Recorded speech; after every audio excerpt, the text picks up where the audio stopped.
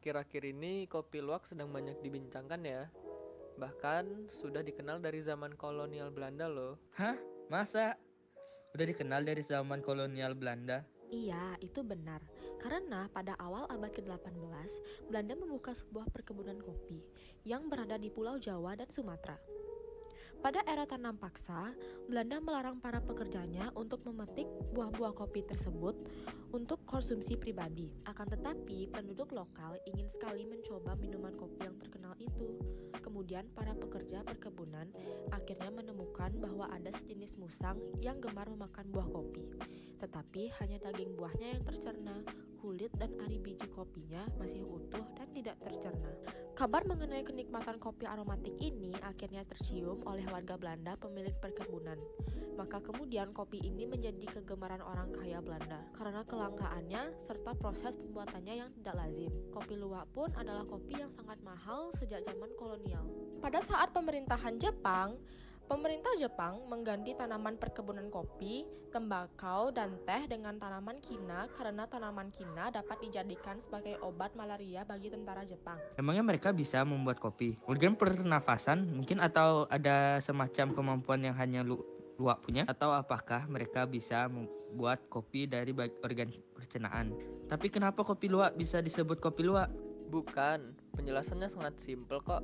Ada pertanyaan tentang pernafasan yang mana lebih cepat di antara luwak. Seperti yang kalian pikirkan, jawaban yang benar adalah luwak yang gemuk. Kenapa? Dikarenakan luwak gemuk memerlukan banyak energi saat bergerak atau beraktivitas. Jadi ia memerlukan lebih banyak oksigen untuk membantu luwak mendapatkan energi. Kalau proses pembuatan kopi luwak akan diawali dengan luwak memilih biji kopi merah yang terbaik dengan indera penciumannya mereka yang peka. Mereka akan mengkonsumsi dan biji-biji kopi tersebut akan mengalami proses fermentasi di dalam perut mereka yang mengandung sebuah enzim. Lalu luwak tersebut akan mengeluarkan kotoran-kotoran dan nantinya akan diambil oleh petani kopi luwak untuk dicuci, dijemur, disangrai, ditumbuk, dan bubuk kopi luwak sudah siap dijual dan dikonsumsi. Begitu ya? Oke deh, tapi aku pengen nyobain kopi luwak. Yuk ikut aku mencari kopi luwak.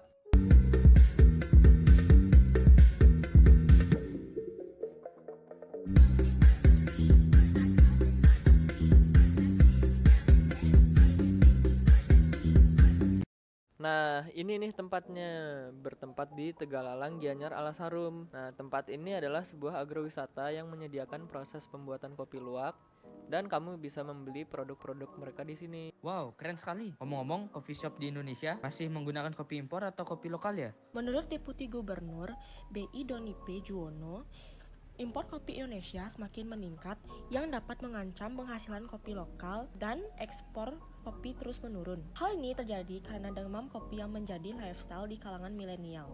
Jaringan bisnis, makanan, dan minuman juga masih mengandalkan pasokan kopi impor sebagai bahan bakunya karena harganya lebih murah dan kualitasnya lebih konsisten dibandingkan dengan produk lokal. Oh gitu. Ya udah deh. Tapi kok aku beli satu bungkus kopi mahal banget itu, yang isi including tax.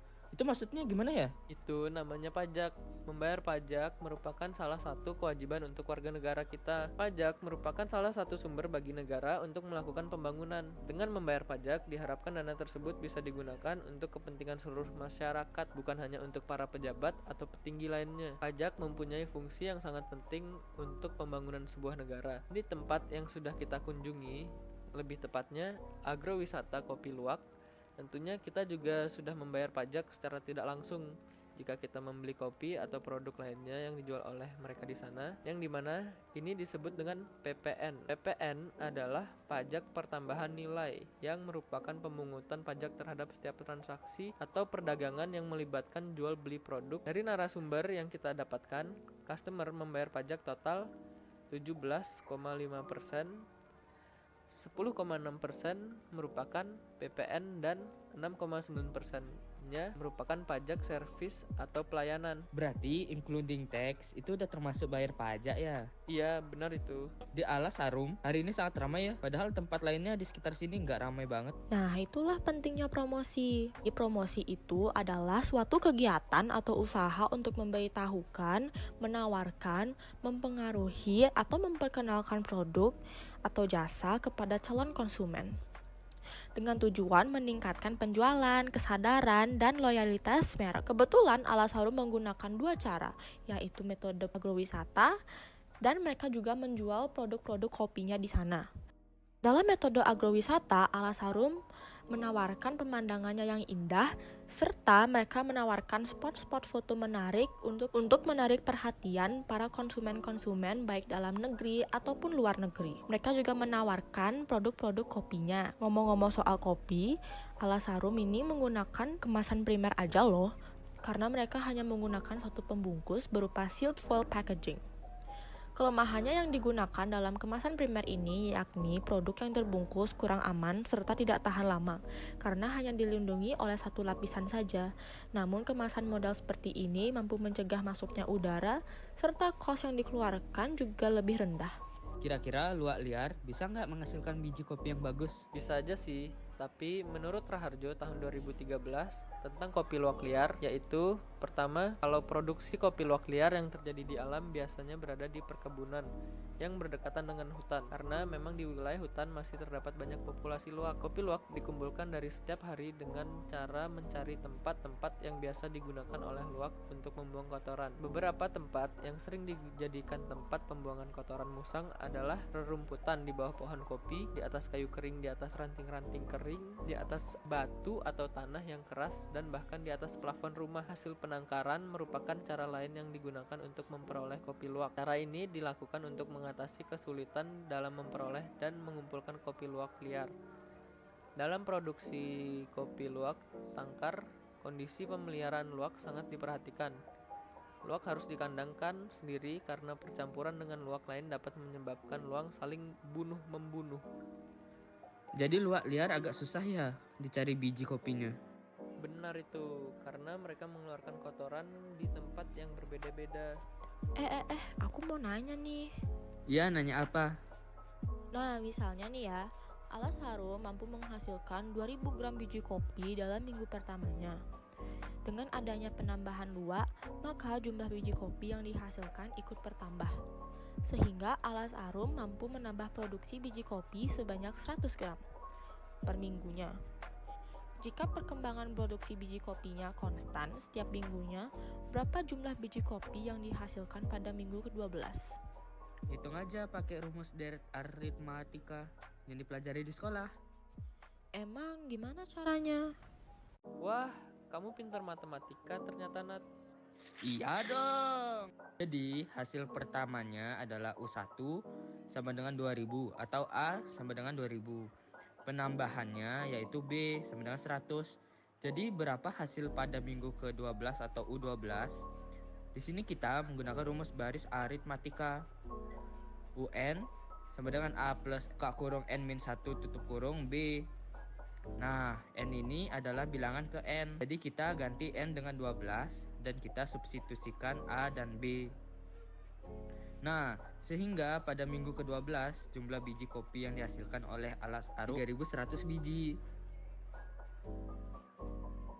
Wah, makasih banyak. Ternyata gampang ya caranya. Iya, asal kamu ingat rumus aja. Terus kalau ngitung permintaan kopi gimana? Nah, ini nih, kita liatin salah satu contoh soalnya.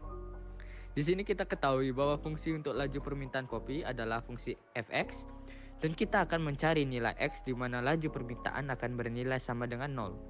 Kita tuliskan fx atau x pangkat 3 min x pangkat 2 min 17x sama min 15 sama dengan 0. Kemudian kita akan faktorkan persamaan polinomial berikut, yaitu x plus 1 kali x plus 3 kali x min 5. Maka kita akan memperoleh faktornya, yaitu x sama dengan min 1, x sama dengan min 3, x sama dengan 5. Kita diperhatikan bahwa x menyatakan waktu dalam tahun, sehingga X tidak mungkin bernilai negatif. Maka X yang mungkin hanyalah X sama dengan 5. By the way, kalian mau nyobain tester kopi nggak? Mau dong. Tapi kenapa ya kalau orang dengan penyakit MAH atau perutnya sensitif selalu mual kalau minum kopi? Itu karena kopi bersifat asam. Suatu larutan bersifat asam jika derajatnya keasamannya atau pH-nya di bawah 7. Sehingga kopi memiliki sifat asam karena pH-nya memiliki rata-rata sebesar 5-6. Proses penyeduhan maupun sangrai kopi lah yang membuat minuman ini terasa asam. Semakin lama biji kopi dipanggang, kandungan asamnya akan semakin rendah. Nah, tidak seperti kopi pada umumnya. Kopi luwak punya tingkat kesamaan yang cenderung lebih rendah, yaitu hanya sebesar 5. Dengan tingkat keasaman dan kandungan kafein yang rendah ini, kopi luwak aman dikonsumsi oleh penikmat kopi dengan perut sensitif. Kira-kira kalau kopi panas ini ditambahkan es, apa ya yang terjadi? Apakah esnya yang mencair atau kopinya yang dingin? Mending cari tahu dengan rumus kalor jenis. Nah, pertama kita tulis apa saja yang diketahui. Yang ditanya di sini adalah berapa kalor jenis kopi. Kita terima sama dengan kilepas. Di sini yang menerima panas adalah es dan yang melepas panas adalah kopi dan gelas. Jadi ditulis menjadi Ki es sama dengan Ki kopi plus Ki gelas. Ki atau kalor itu sama dengan massa dikali kalor jenis dikali dengan delta T atau suhu. Kemudian masukin dah angka-angkanya. Nah, jadi hasil kalor jenis kopi adalah 315.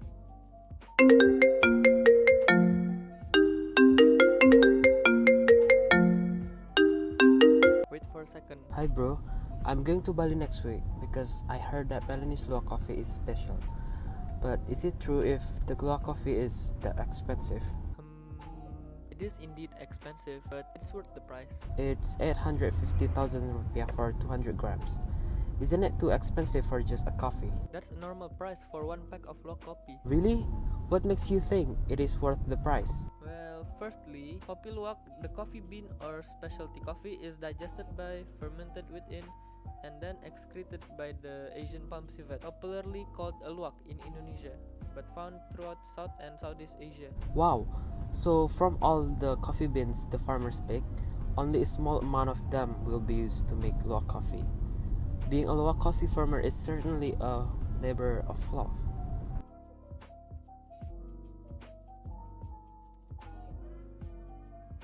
Second, luwak coffee has lower levels of acid and caffeine than other types of coffee. Not only that, the protein in this special coffee bean is also very low. The low levels of acid, caffeine, and protein are because the coffee beans are naturally fermented in the civet's stomach. That's why this coffee is really suitable for those who have stomach problem. And There's more? Unbelievable. This coffee is truly something else. of course, thirdly, luwak coffee has a unique flavor and taste. The coffee beans have to pass through the civet's digestive tract before they are excreted and subsequently harvested.